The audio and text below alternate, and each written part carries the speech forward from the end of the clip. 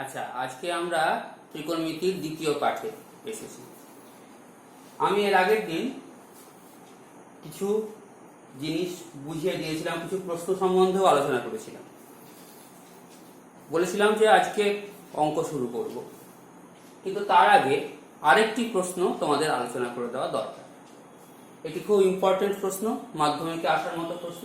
প্রমাণ করো যে রেডিয়ান একটি ধ্রুবক কোণ। এই প্রমাণটি তোমাদের বইয়ে আছে, কিন্তু খুব গুছানো ভাবে নেই।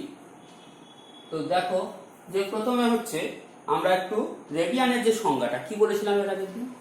রেডিয়ানের সংজ্ঞা বলেছিলাম যে একক ব্যাসার্ধের বৃত্তচাপের কেন্দ্রে একক দৈর্ঘ্যের যে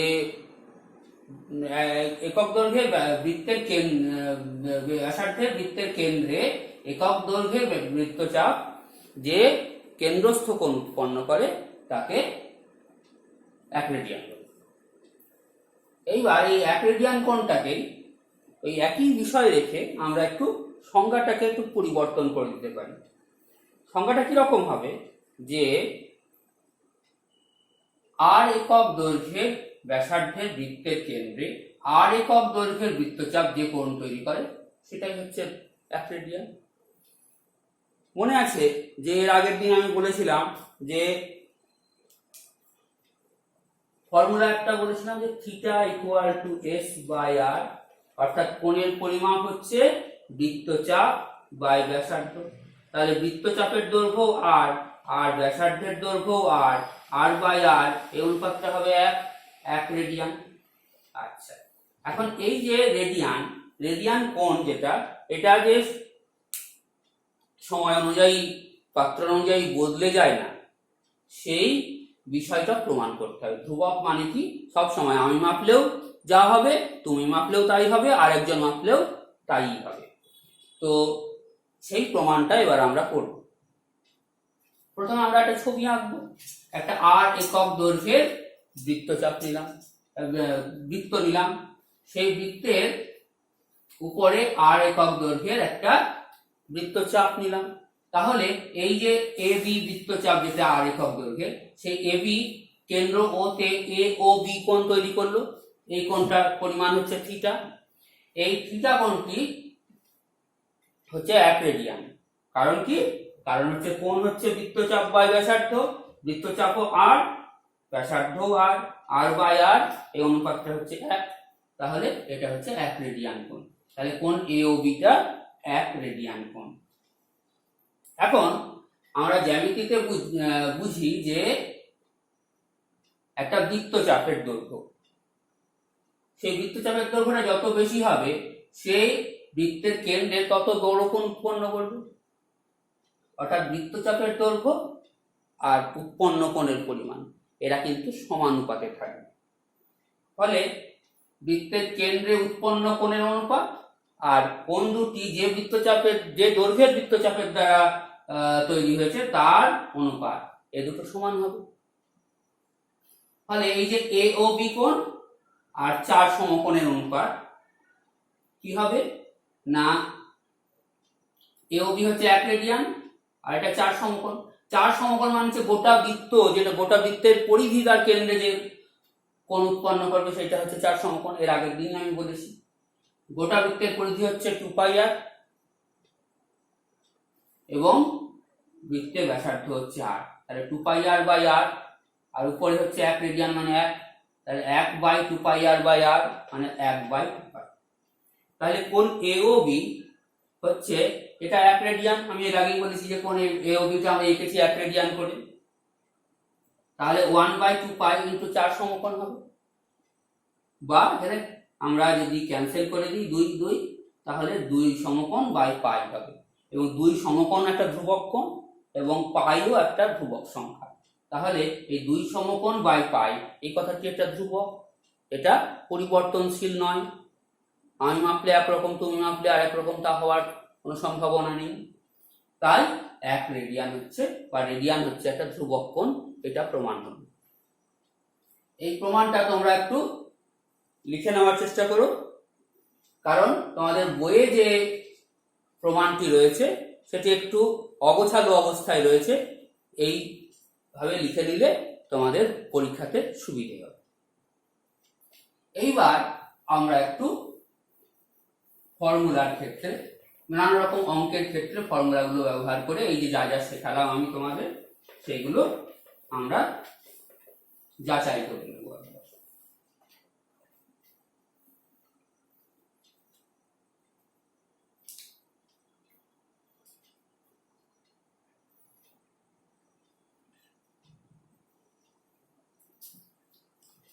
বলছে যে একটি ত্রিভুজের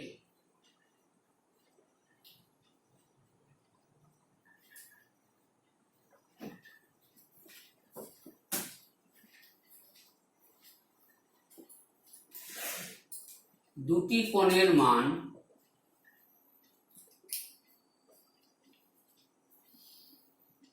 75 ডিগ্রি ও 45 ডিগ্রি। তৃতীয় কোণের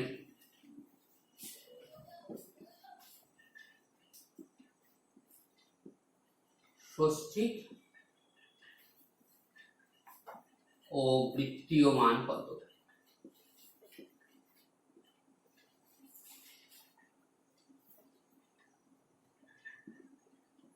আচ্ছা দেখো, যে ষষ্ঠিক পদ্ধতি মানে হচ্ছে যেটার একক হচ্ছে ডিগ্রি, বৃত্তীয় পদ্ধতি হচ্ছে যেটার একক রেডিয়ান। তাহলে আমরা প্রথমে ষষ্ঠিক, এখানে এগুলো সব ডিগ্রিতে দেওয়া আছে, মানে ষষ্ঠিক পদ্ধতিতে দেওয়া আছে। তাহলে তৃতীয় কোণটা আমরা বার করে নেব আগে ষষ্ঠিক পদ্ধতিতে, দিয়ে তারপরে তাকে আমরা বৃত্তীয় পদ্ধতিতে রূপান্তরিত করে দেব। কিরকম? তাহলে তৃতীয় কোণটির মান কত হবে?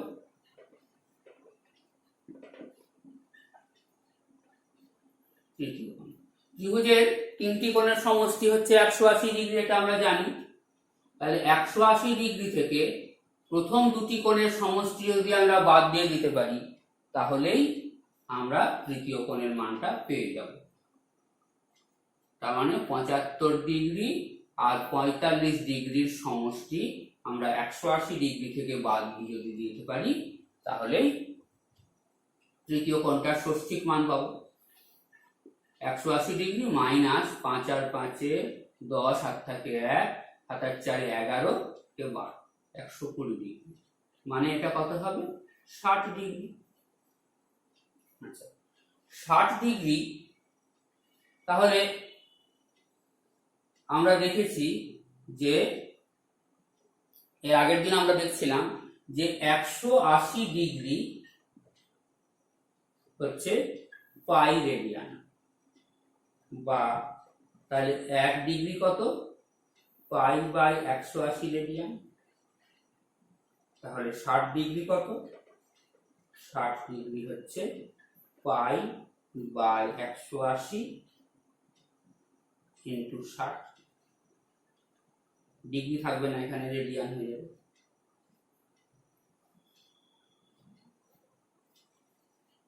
পাই বাই 3 রেডিয়ান। তার মানে ষষ্ঠিক পদ্ধতিতে মান 60 ডিগ্রি, বৃত্তীয় পদ্ধতিতে মান হচ্ছে পাই by 3 radian.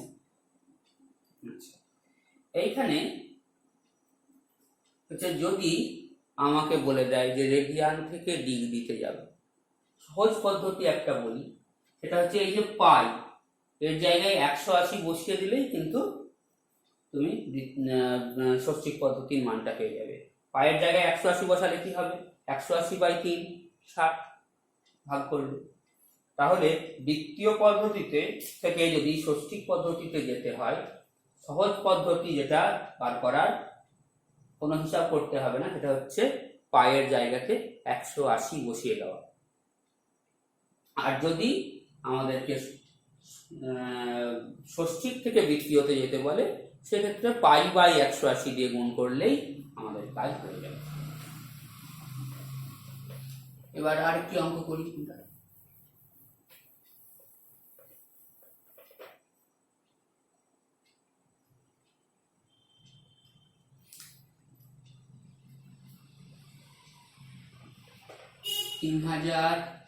3750 second K degree minute ও সেকেন্ডে প্রকাশ করো।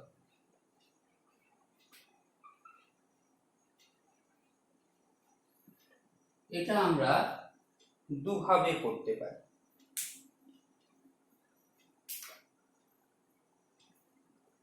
এই গোটা জিনিসটাকে 3600 দিয়ে ভাগ করলে যেটা পাবো, ভাগফল যেটা পাবো সেটা হবে ডিগ্রি, এবং তারপরে যেটা ভাগশেষ থাকবে সেটা আসবে সেকেন্ডে। তারপরে যে ভাগশেষটা থাকবে তাকে যদি আমরা 60 দিয়ে ভাগ করি তাহলে ভাগফলটা হবে মিনিটে এবং ভাগশেষটা থাকবে সেকেন্ডে। এই তিনটে ভাগফল, দুটো ভাগফল এবং শেষের ভাগশেষটা, এই তিনটে মিলিয়ে আমাদের কোনটার মান ডিগ্রি, মিনিট, সেকেন্ডে আসবে। এটা একটা প্রসেস হতে পারে। আর একটা যেটা হতে পারে, এটাকে 60 দিয়ে ভাগ করলে আমরা পাবো হচ্ছে মিনিটে গোটা জিনিসটাকে, ভাগশেষ যেটা সেটা সেকেন্ডে থাকবে। আবার তাকে যদি আবার 60 দিয়ে ভাগ করি সেক্ষেত্রে আমরা ডিগ্রি আর মিনিটটা পাবো। দুটো পদ্ধতিতেই এই অঙ্কটা করা যায়। তাহলে আমরা 3600 দিয়ে প্রথমে আমরা ভাগটা করব 3750। তাই যদি ভাগ করি তাহলে 1 দিয়ে যাবে, পরে থাকবে 150, তাহলে এটা 1 ডিগ্রি হবে।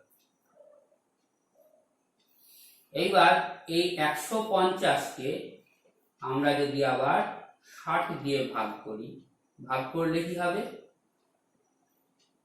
60 দুগুণে 120, পরে থাকবে 30, তাহলে 30 সেকেন্ড আর এটা হবে 2 মিনিট। তাহলে এইখানে আমরা লিখব 3750 second equal to 1 degree 2 minute 30 second. অথবা আমি প্রথমে 3750কে 60 দিয়ে ভাগ করব, 6 দিলাম 360, 150, 6 দুগুণে 12, 120, তাহলে 30 সেকেন্ড থাকলো, আর এটা হচ্ছে 62 মিনিট হলো। এবার এই 62 মিনিটকে আমরা আবার 60 দিয়ে ভাগ করলাম, 60 × 60 2 থাকলো, তাহলে এটা 1 ডিগ্রি হলো, এটা 2 মিনিট হলো। তাহলে 3750 সেকেন্ড হচ্ছে 1 ডিগ্রি 2 মিনিট 30 সেকেন্ড। দুটো পদ্ধতিতেই আমরা একই ফলাফল পেলাম। আচ্ছা, এরপরে 3 নম্বর একটি অঙ্ক করি আমরা।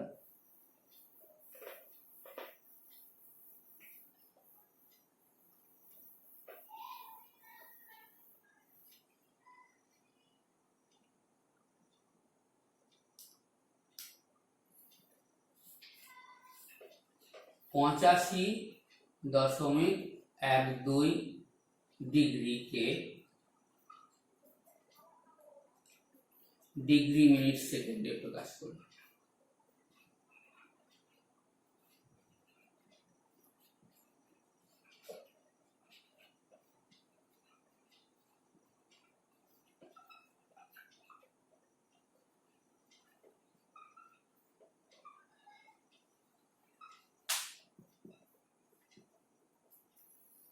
এখন দেখো যে 85.12 ডিগ্রি, এটাকে দুটো ভাগ করে ফেলা যায়। একটা হচ্ছে 85 ডিগ্রি প্লাস 0.12 ডিগ্রি। এই 85 ডিগ্রিটা একটা গোটা ডিগ্রিতে পরিণত করা কোণ, এটাকে নিয়ে আমাদের ভাবনা চিন্তার কিছু নেই। আমাদেরকে ভাবতে হবে এই অংশটুকু।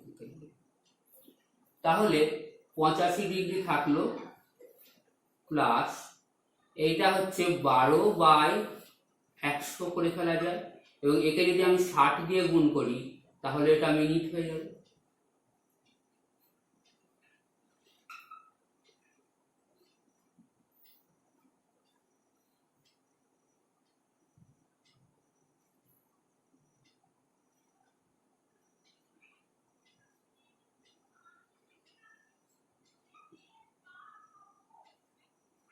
ছত্রিশ বাই 5 মিনিট। এবার 36 বাই 5 মিনিট তাকে আবার আমি যদি ভাঙি তাহলে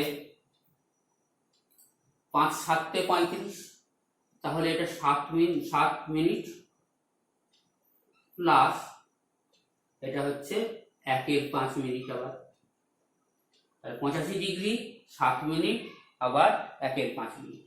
এই 1 5 মিনিটকে আমরা আবার কি করব, 60 দিয়ে গুণ করলে এটা হয়ে যাবে সেকেন্ড, তাহলে 1/5 গুণিত 60 এত সেকেন্ড, 5 12 60, তাহলে 85 ডিগ্রি 7 মিনিট 12 সেকেন্ড। এটা হলো 85.2 ডিগ্রির ডিগ্রি মিনিট সেকেন্ডে প্রকাশ।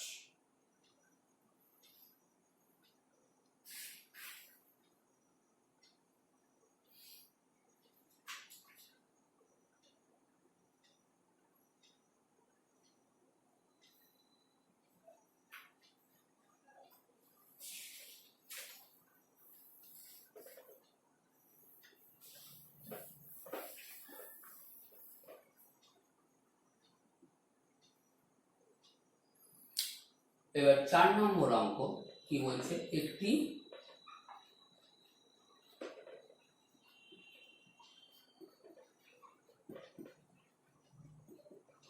ঘূর্ণায়মান রশ্মি সে কি করছে, -5.1/12 পাই রেডিয়ান কোণ উৎপন্ন করছে।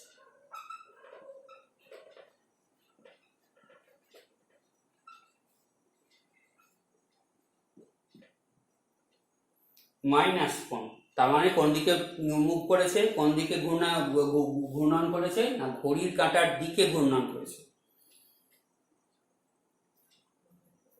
রশ্মিটি কোন দিকে, এই দেখো এখানে প্রশ্নের মধ্যেও কিন্তু এই কথাটা জানতে চাওয়া হয়েছে, রশ্মিটি কোন দিকে কতবার পূর্ণ আবর্তন করেছে।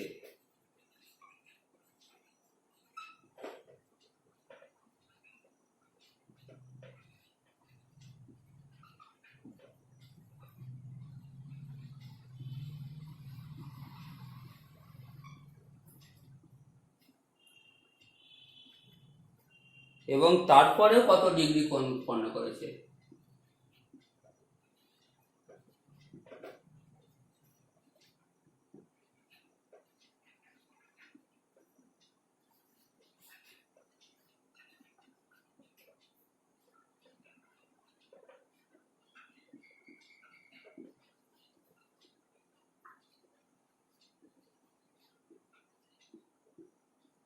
তা লেখো। প্রথম কথা, যেহেতু ঋণাত্মক কোণ তৈরি করেছে তাহলে ও কোন দিকে ঘূর্ণন করেছে, ঘড়ির কাঁটার দিকে। রশ্মিটি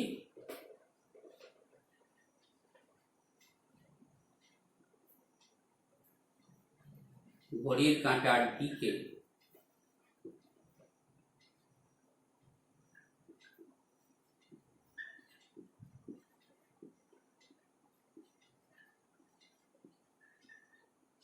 ঘূর্ণন সম্পন্ন করেছে।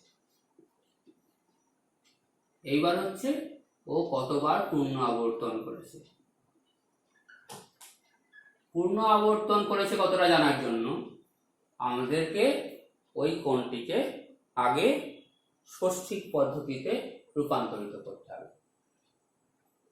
তো -5.1/12 পাই, এই কথার অর্থ হচ্ছে 5 12 60, 61/12 পাই, 61 পাই বাই 12।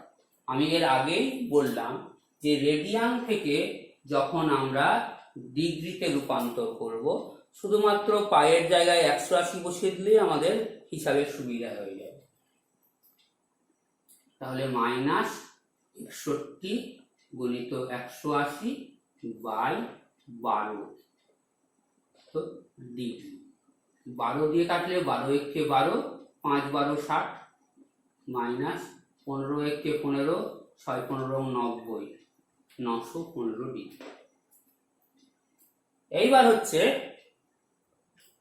একবার আবর্তন মানে কত? 360 ডিগ্রি। একবার পূর্ণ আবর্তন করা মানে হচ্ছে 360 ডিগ্রি কোণ ঘোরা। তাহলে 360 দিয়ে আমি তাহলে 915কে ভাগ করব।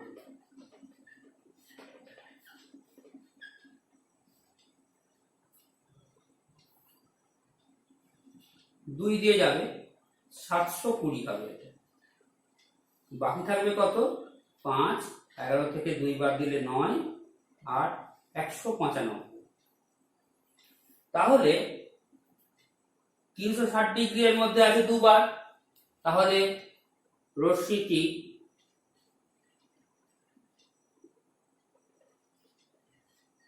দুইবার পূর্ণ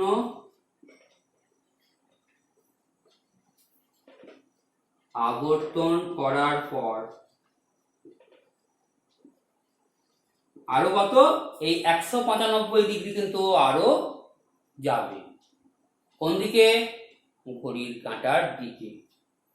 পর ঘড়ির কাঁটার দিকে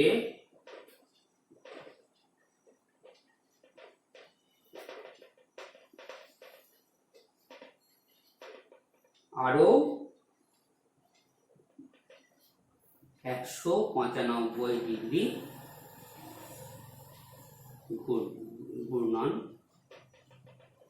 সম্পন্ন করবে।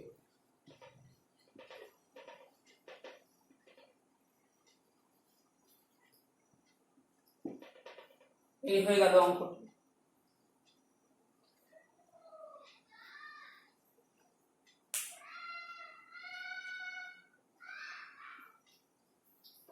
এবার যে অঙ্কটি করব, এই অঙ্কটি করে আমি শেষ করব। আজকের পাঠ এখানে শেষ করব।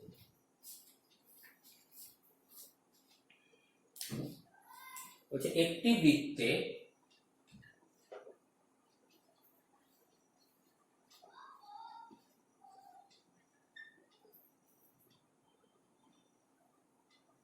দুশো 20 সেমি দৈর্ঘ্যের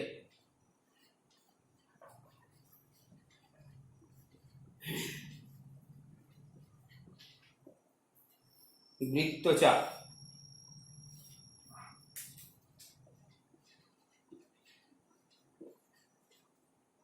বৃত্তের কেন্দ্রে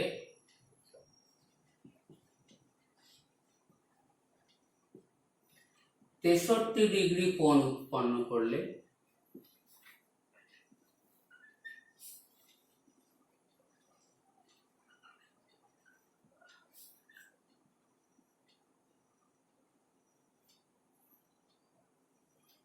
বৃত্তের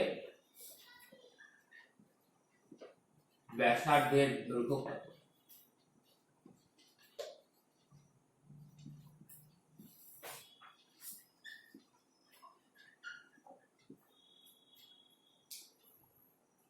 আচ্ছা, তাহলে প্রথম কাজ হচ্ছে এই 63 ডিগ্রিকে আমাদের আগে বৃত্তীয় পদ্ধতিতে পরিবর্তন করতে হবে।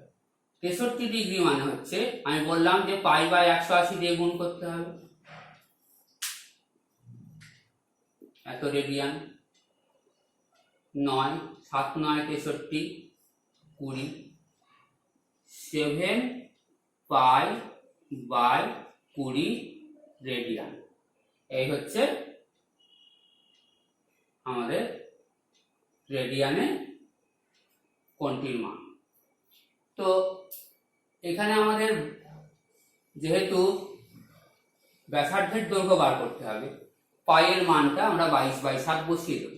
7 × 22/7 / 20 এত রেডিয়ান, অর্থাৎ 22/20 রেডিয়ান বা 11/10 রেডিয়ান। এই হয়ে গেল কোণটার জন্য। এখন এই যে রেডিয়ানে কোণ মাপার প্রসেসটা কি? বৃত্তচাপের দৈর্ঘ্য বাই ব্যাসার্ধ। তাহলে বৃত্তচাপের দৈর্ঘ্য বাই ব্যাসার্ধ সমান 11/10। বৃত্তচাপের দৈর্ঘ্য আমরা জানি 220, বাই ব্যাসার্ধটা আমাদের বার করতে হবে, হচ্ছে 11/10। তার মানে ব্যাসার্ধ কত?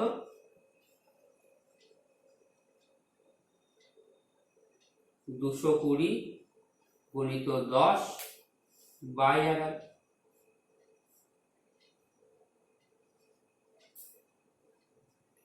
সমান 200। তাহলে ব্যাসার্ধের দৈর্ঘ্য